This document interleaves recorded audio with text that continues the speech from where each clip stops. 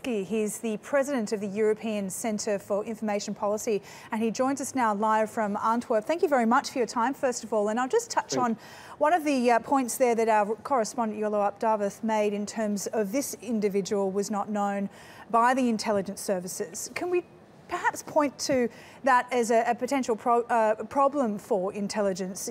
Is this quite a common problem in terms of these sort of attacks? People who are perhaps have violent pasts and are criminals, but through some sort of conversion commit a horrific act after being radicalised through another ideology?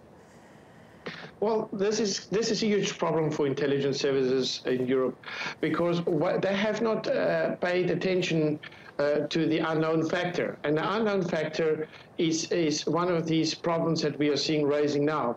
And one of these particular issues in particular is the fact that these identities or subjects is unknown to intelligence. They're operative on a very low level, in the sense that they are under the radar, and they're not visible to the naked eye, nor the intelligence or the police services. And I think we're going to see a lot more of these.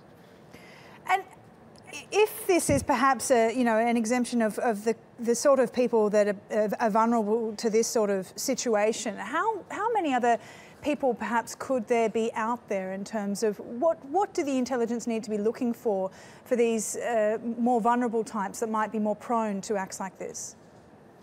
Well, the intelligence services, in our opinion, and I can only speak for our organization, we believe that they have to restructure their way of thinking. They have to restructure their culture and the way they look at subjects and suspects, and particularly work in dialogue and sharing of information. One of the big problems here is that information services might not necessarily have access to the information, purely because if there's an informant, the informant often is concealed and protected, and the law doesn't really allow the cross-sharing of information.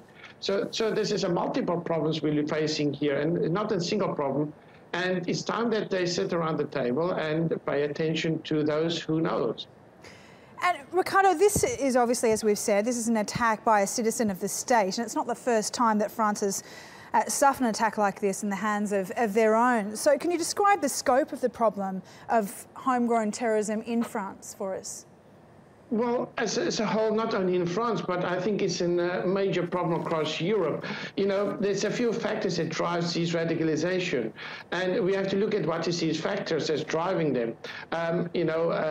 When the state fails in its duty to protect the people, and also at the same time enforce measures that makes people tense, this is driving factors that could aid the growth of terrorism. And we have to pay attention that the government has to realize they have a responsibility towards the people, but not only to the people. The security service is how they implement the security structures and develop the structures. That's fundamentally important.